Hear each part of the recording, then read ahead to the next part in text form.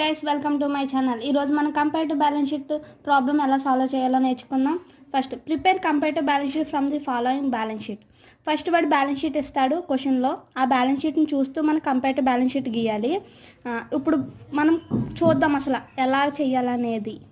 Compare to balance sheet అంటే ఏం లేదు, ఎవరైనా షేర్ హోల్డర్స్ కానీ ఇన్వెస్టర్స్ కానీ మన కంపెనీస్కి వచ్చి వాళ్ళు ఇన్వెస్ట్ చేయాలనుకున్నారనుకో, ఫస్ట్ మనం కంపేర్ టు బ్యాలెన్స్ షీట్ చూపిస్తాం. ఎందుకంటే అందులో ప్రాఫిట్స్ ఎంత ఉన్నాయి, అదే లయబిలిటీస్ ఎంత ఉన్నాయి, అసెట్స్ ఎంత ఉన్నాయి కూడా తెలుస్తుంది వాళ్ళకి. అప్పుడు వాళ్ళు ఈజీగా ఇన్వెస్ట్ చేయడానికి యూజ్ అవుతుంది అన్నమాట. ఇప్పుడు క్వశ్చన్ చూద్దాం. లయబిలిటీస్ అసెట్స్ అని ఉంది మనకి. లయబిలిటీస్ అసెట్స్ ఇచ్చాడు. ఇందులో capital reserve, general reserve, sinking fund, debentures, creditors, bills payable, ఇలా మనకి కొన్ని ఐటమ్స్ ఇచ్చాడు లయబిలిటీస్ సైడ్. అసెట్ సైడ్ వచ్చి furniture, buildings, land, machinery, investment, debtors, cash, stock, bills receivable అని అసెట్ సైడ్ కూడా మనకి కొన్ని ఐటమ్స్ ఇచ్చాడు. 2 years ఇచ్చాడు. 2 years ఏంటి అంటే ఏం లేదు, ఫస్ట్ ఇయర్లో ఉన్న అమౌంట్ సెకండ్ ఇయర్లో ఉన్న అమౌంట్ పెరిగిందా తగ్గిందా చూడడం కోసం మనకి 2 years అమౌంట్ ఇచ్చాడు ఫ్రెండ్స్. ఓకే, ఇప్పుడు మన ప్రాబ్లం ఎలా సాల్వ్ కదా ఫ్రెండ్స్. ఇప్పుడు మనం బ్యాలెన్స్ షీట్ గీసుకుందామని చెప్పి నేను ఎలా ప్రొఫార్మా గీసాను, బ్యాలెన్స్ షీట్ గీసాను. దానికి కంపేర్ టు బ్యాలెన్స్ షీట్ అని హెడ్డింగ్ పెట్టాను. Particulars 2010, 2011, increment are decrement, percentage, ఇలా నేను హెడ్డింగ్స్ కూడా పెట్టుకున్నాను. ఇప్పుడు సమ్లోకి వెళ్దాం మనం. ఫస్ట్ ఏముంటాయి, అసెట్స్ ఉంటాయి. Assets are divide into 2 types, fixed assets are current assets. Fixed assets అంటే ఏం లేదు, ఫిక్స్డ్ అసెట్స్ మనం లిక్విడిటీగా కన్వర్ట్ చేయలేం, అంటే క్యాష్ కింద ఈజీగా కన్వర్ట్ చేయలేం అన్నమాట ఫిక్స్డ్ అసెట్స్. కరెంట్ అసెట్స్ అయితే మనం లిక్విడిటీ అంటే క్యాష్ కింద వెంటనే కన్వర్ట్ చేయగలం. ఫిక్స్డ్ అసెట్స్లో మనకి ఇప్పుడు సమ్లో క్వశ్చన్లో చూద్దాము ఫిక్స్డ్ అసెట్స్ ఏమేమి వస్తాయో. ఫర్నిచర్ అనేది ఏంటి, ఫిక్స్డ్ అసెట్ అవుతుంది మనకి. ఫర్నిచర్ అమౌంట్ ఎంత ఇచ్చాడు, 3672. ఇంక్రిమెంట్ ఆ డిక్రిమెంట్ మనం లాస్ట్లో చెప్పుకుందాం ఫ్రెండ్స్, ఎందుకంటే ఇప్పుడు మనం ఫస్ట్ ఏమేమి డేటా ఇచ్చిన డేటాను రాసుకుందాం ఫస్ట్. బిల్డింగ్ కూడా ఫిక్స్డ్ అసెట్ అవుతుంది ఫ్రెండ్స్. 1240, 3144. ల్యాండ్ కూడా ఫిక్స్డ్ అసెట్ అవుతుంది, ఎందుకంటే ల్యాండ్ కూడా మనకి ఎప్రిషియేషన్ అవుతుంది కానీ డిప్రిషియేషన్ అవ్వదు, ఎందుకంటే ల్యాండ్ ఎప్పుడు అమౌంట్ పెరుగుతూనే ఉంటుంది ల్యాండ్ వాల్యూ. మిషనరీ కూడా ఫిక్స్డ్ అసెట్ అవుతుంది ఫ్రెండ్స్. 2224, 296 అమౌంట్లు వేసేసుకున్నాం. ఇంకేమున్నాయి క్వశ్చన్లో, ఇన్వెస్ట్మెంట్స్ కూడా ఉన్నాయి ఫ్రెండ్స్ మనకి. ఇన్వెస్ట్మెంట్స్ కూడా ఫిక్స్డ్ అసెట్స్ అవుతాయి.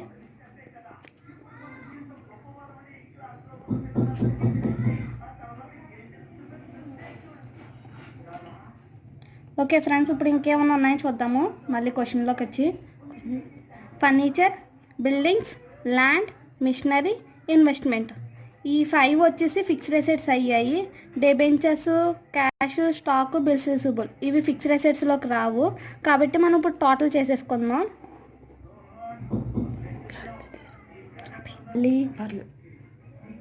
36 plus 140 plus 80 plus 224 plus 1080 equal to 2660 వచ్చింది ఫ్రెండ్స్. మళ్ళీ ఇంకోటి చేద్దాం. 72 plus 3144 plus 120 plus 2096 plus 680 equal to 4312. మనకి వచ్చేసి టోటల్ ఫిక్స్డ్ అసెట్స్ గురించి తెలుసుకుందాం. డేటాస్ ఎంత, 836, 760. క్యాష్ 472, 40. స్టాక్ 640, 520. Bills receivable 128, 52. ఇంకా క్వశ్చన్లో చూసుకున్నాం కదా, ఇంకా అన్ని ఐటమ్స్ వేస్తాం మనం. ఇప్పుడు దీన్ని టోటల్ చేసుకుందాం. 836 plus 472 plus 640 plus 128 equal to 2076. మళ్ళీ 760 plus 40 plus 520 plus 52 equal to 1372. Okay, ఇక్కడ మనకి టోటల్ కరెంట్ అసెట్స్ వచ్చాయి.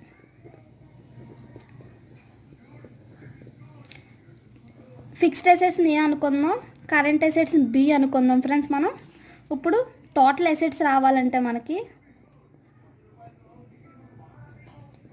ఏ plus B equal to C అంటే ఇప్పుడు 2000 అమౌంట్లు వచ్చాయి కదా ఫ్రెండ్స్ మనకి. 2660 ప్లస్ 2766 4736 2010లో ఉన్న మనకి అసెట్స్. తర్వాత మళ్ళీ 4312 ప్లస్ 1372 ఈక్వల్ టు 5684. ఇది 2011కి వచ్చిన అసెట్స్. టోటల్ అసెట్స్ వచ్చి మనకి ఒకటమ్మో 2010లో వచ్చి 4736, 2011లో వచ్చేసి 5684. ఇక్కడికి మనకి ఒక పార్ట్ అయింది. ఇప్పుడు లయబిలిటీస్ ఏమున్నాయో కూడా చూద్దాం. ఇప్పుడు మనం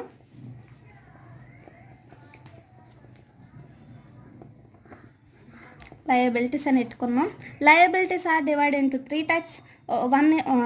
ఒకటి వచ్చేసి క్యాపిటల్ ఎంప్లాయ్, సెకండ్ వన్ వచ్చేసి long term liabilities, third one వచ్చేసి కరెంట్ లయబిలిటీస్. ఫస్ట్ వచ్చేసి మనం క్యాపిటల్ ఎంప్లాయీ గురించి మాట్లాడుకుందాం. క్యాపిటల్ ఎంప్లాయీ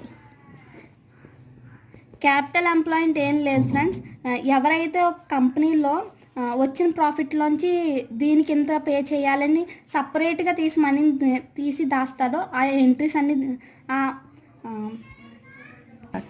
పర్టికులర్గా దీనికి మాత్రమే ఖర్చు పెట్టాలని చెప్పి దాస్తాడు కదా అమౌంట్, అది వచ్చేసి క్యాపిటల్ ఎంప్లాయీ అంటారు. ఇప్పుడు క్వశ్చన్లో ఏమేమి ఉన్నాయో చూద్దాం. మనకు క్యాపిటల్ అనేది కూడా అంతే. క్యాపిటల్ మనం ఫస్ట్ తీసుకుంటాం కదా, రాసుకుందాం ఫస్ట్. క్యాపిటల్ 2400. క్యాపిటల్ రిజర్వ్ అంటే దాయడం. దేనికోసం దాస్తున్నాడు? క్యాపిటల్ అంటే ఫ్యూచర్లో ఏమైనా లాసెస్లోకి వచ్చినప్పుడు ఈ అమౌంట్ తీసి ఖర్చు పెడతారు ఫ్రెండ్స్. జనరల్ రిజర్వ్ ఏమైనా ఖర్చుల కోసం దాచింది. ఇది నార్మల్ ఏమన్నా ఉంటాయి కదా ఎక్స్పెండిచర్స్, దానికోసం. సింకింగ్ ఫండ్ ఇది వన్ టైప్ ఆఫ్ ఫండ్స్. దీనికి కట్టడానికి కూడా వాడు ఎంత అమౌంట్ తీసి దాస్తున్నాడు. అది కూడా ఎంత అంటే 160 రూపీస్. ఒక 2010లో దాచాడు, 2011లో వచ్చేసి 200 దాచాడు. ఇక్కడికి మనకి క్యాపిటల్ ఎంప్లాయీ క్వశ్చన్లో చూసుకుంటే ఇంకా క్యాపిటల్ ఎంప్లాయీ ఏమీ లేవు, అయిపోయాయి. ఇప్పుడు మనం దీన్ని టోటల్ చేసుకుందాం.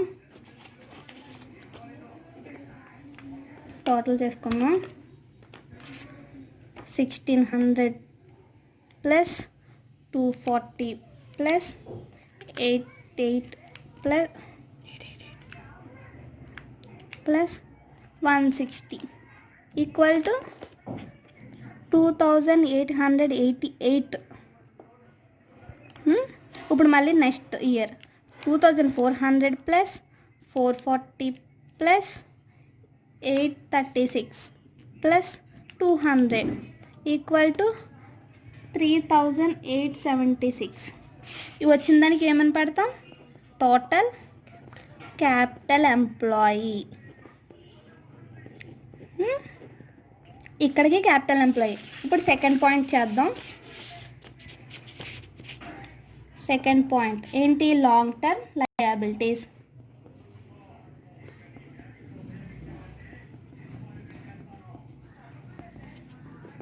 లాంగ్ టర్మ్ లయబిలిటీస్ ఏమున్నాయి చూద్దాం. ఫస్ట్ క్యాపిటల్ వేస్తాము, క్యాపిటల్ రిజర్వ్ వేస్తాము, జనరల్ రిజర్వ్ వేస్తాము, సింకింగ్ ఫండ్ కూడా వేస్తాము. ఇంకేమున్నాయి? డెబెంచర్స్ అనేది లాంగ్ టర్మ్ లయబిలిటీస్ అవుతాయి. ఎందుకంటే దాన్ని మనం పే చేస్తాం కదా, ఇయర్లో అంతా లాస్ట్ ఇయర్ అంతా పే చేస్తూనే ఉంటాం దానికి కొంచెం కొంచెం అమౌంట్. ఇంకా long term liabilities bank loans కూడా వస్తాయి. అమౌంట్ వేసుకున్నాము 800, 1300. ఇంకేమీ లేవు లాంగ్ టర్మ్ లయబిలిటీస్. టోటల్ చేసేసుకున్నాం దీన్ని కూడా మనం. 800, 1300 వచ్చేసి total long term liabilities.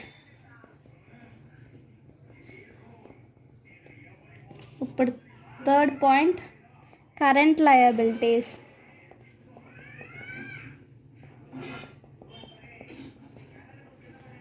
Current liabilities వచ్చేసి ఏమున్నాయి చూద్దాం. మళ్ళీ ఫస్ట్ నుంచి చూద్దాం. Capital reserve, general reserve, sinking fund, debentures, ఇవన్నీ ఏం చూస్తాం. ఇంకేమున్నాయి, క్రెడిటార్స్ అనేది అప్పు. బిల్స్ పేబుల్, ఎవరికైనా మనం డబ్బులు పే చేయాల్సి వస్తే అది బిల్స్ పేబుల్ అవుతుంది, అది మనకి అప్పు అవుతుంది. అమౌంట్లో వేసుకుందాం. 1020 ఒకటి, 468 ఒకటి. బిల్స్ పేబుల్ అమౌంట్ వచ్చి 28, 40. ఇవి రెండు మనం టోటల్ చేసేసుకుందాం. 1048. ఓకే ఫ్రెండ్స్, ఇది వచ్చిందని ఏమంటాం, టోటల్ కరెంట్ లయబిలిటీస్. ఇక లయబిలిటీస్ అయిపోయి ఇప్పుడు 3 అమౌంట్ ఉన్నాయి కదా. టోటల్ లయబిలిటీస్ రావాలంటే మనకి ఫస్ట్ అమౌంట్ ఎంత వచ్చింది మనకి, 2888. క్యాపిటల్ ఎంప్లాయీ అమౌంట్ ఏ అనుకుందాం, సెకండ్ది బి, థర్డ్ది సి. అంటే A + B + C = D అవుతుంది. ఇప్పుడు అమౌంట్లు అన్నీ ప్లస్ చేసుకుందాం మనం. ఫస్ట్ దాని అమౌంట్ వచ్చేసి 2888 ప్లస్ సెకండ్ అమౌంట్ వచ్చేసి 800 ప్లస్ థర్డ్ది 1048 = 4736 వచ్చేసి లయబిలిటీస్. 2010లో లయబిలిటీస్ ఇలా ఉన్నాయి. 2011లో వచ్చేసి 3876 ప్లస్ 1300 ప్లస్ 508 అంటే 5684. ఇక్కడికి వచ్చేసి మన టోటల్ లయబిలిటీస్. ఇక్కడికి మనకి సమ్ ఒక పార్ట్ అయింది. ఇప్పుడు మనం ఇంక్రిమెంట్ ఆర్ డిక్రిమెంట్ పర్సంటేజ్ ఎలా చేయాలో చూద్దాం. ఇప్పుడు ఇంక్రిమెంట్ ఆర్ డిక్రిమెంట్ పర్సంటేజ్ ఎలా చేయాలో నేర్చుకుందాం. ఫస్ట్ ఇయర్ 2010లో అమౌంట్ ఎంత ఉంది, 36 ఉంది. 36 ఫస్ట్ ఇయర్ 2010లో 36 ఉంది. 2011లో 72 ఉంది. అంటే ఇక్కడ ఏమైంది, పెరిగింది. 72 మైనస్ 36 ఎంత వచ్చింది, 36. అంటే ఇంక్రీజ్ అయ్యింది. డిక్రీజ్ అయింది అనుకో మైనస్ పెట్టుకోవాలి వాల్యూ. నెక్స్ట్ చూద్దాం. 2011లో 3144 ఉంది. ఇందులో ఎంత ఉంది, 1240. 1000. ఇక్కడ కూడా ఇంక్రీజ్. ఇలాగే ఇప్పుడు చెప్పాను కదా, ఫస్ట్ ఇయర్ ఉన్న అమౌంట్, సెకండ్ ఇయర్లో ఉన్న అమౌంట్ తీసేగా వచ్చిన అమౌంట్ ఇంక్రిమెంట్ ఆర్ డిక్రిమెంట్ అవుతుంది. పెరిగింది తగ్గిందా చూసుకోవాలి మనం. తగ్గింది అయితే మైనస్ పెట్టుకోవాలి, పెరిగింది అయితే ప్లస్ ఉంటుంది వాల్యూ మనకి. ఓకే, అలాగే నేను ఈ అన్ని వాల్యూలు వేస్తాను. ఇక్కడ వచ్చేసి 80 ఉంది 2010లో. 2011లో వచ్చేసి 120 ఉంది. ఇక్కడ ఎంత పెరిగింది, 40 రూపీస్ పెరిగింది. అలా వాల్యూస్ మనం వేసుకుని వచ్చేద్దాం ఫ్రెండ్స్. ఓకే ఫ్రెండ్స్, చెప్పాను కదా పర్సంటేజ్ ఎలా కట్టాలో కూడా ఇప్పుడు నేర్చుకుందాం మనం. ఇంక్రిమెంట్ ఆర్ డిక్రిమెంట్ అర్థమైందా? ఏం లేదు, 2011లో ఉన్న అమౌంట్ని 2010లో ఉన్న అమౌంట్ని తీసేగా వచ్చింది మనకి. ఇంక్రిమెంట్ ఆర్ డిక్రిమెంట్ ఎక్కువ ఉంటే ఇంక్రిమెంట్ అవుతుంది, తక్కువ ఉంటే డిక్రీజ్ అవుతుంది. అదేంటో మీరు చూసుకోండి ఫ్రెండ్స్, ఈజీగానే ఉంటుంది. ఇప్పుడు పర్సంటేజ్ ఎలా చేయాలో చెప్తాను. ఫస్ట్ ఇయర్ అమౌంట్ ఇక్కడ ఏమైంది, ఇంక్రిమెంట్ అయింది. ఎంత, 36. 2010లో అమౌంట్ ఎంత ఉంది, బై 36 ఇంటూ 100 చేస్తే మనకి పర్సంటేజ్ వస్తుంది ఫ్రెండ్స్, 100 వచ్చి. ఇప్పుడు మళ్ళీ సెకండ్ చూద్దాం బిల్డింగ్స్కి.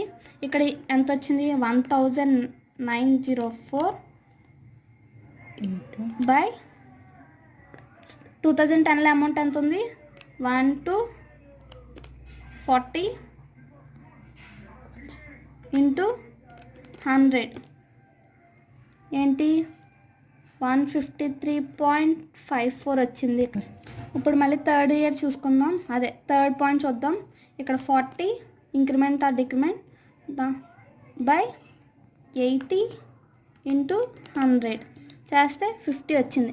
ఇది ఎలా చేస్తున్నానంటే నేను ఏం లేదు, ఇక్కడ ఉన్న అమౌంట్ ఉంది కదా ఇంక్రిమెంట్ డిక్రిమెంట్లో అమౌంట్ 72 ఇక్కడ ఉంది కదా, ఈ అమౌంట్ని ఫస్ట్ ఇయర్లో ఉన్న అమౌంట్ 224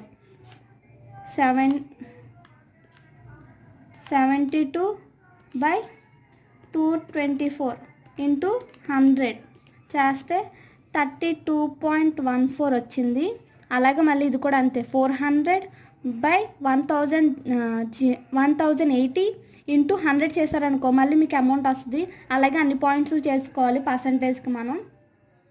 ఇలా నేను పర్సంటేజ్ ఇందాక చెప్పినట్టుగానే ఇంక్రిమెంట్ డిక్రిమెంట్లో ఇక్కడ ఫస్ట్ ఈ వాల్యూని ఫస్ట్ ఇయర్లో ఉన్న అమౌంట్ బై చేసుకుని ఇంటూ 100 చేస్తే నీకు పర్సంటేజ్ వస్తుంది. అలా నేను ఇలా పర్సంటేజ్ అన్నీ క్యాలిక్యులేట్ చేశాను. అలా నాకు లాస్ట్కి వచ్చేప్పటికి 20.01 వచ్చింది. ఇలా ఈ వీడియో ఈ సమ్ కంప్లీట్ అయింది ఫ్రెండ్స్. ఈ వీడియో కానీ మీకు నచ్చినట్టయితే లైక్ చేయండి, షేర్ చేయండి, సబ్స్క్రైబ్ చేయండి, పక్కన ఉన్న బెల్ ఐకాన్ క్లిక్ చేయండి. ఈ వీడియోలో ఏమన్నా డౌట్స్ ఉంటే కమెంట్ బాక్స్లో కమెంట్ చేయండి, నేను క్లారిఫై చేస్తాను ఫ్రెండ్స్.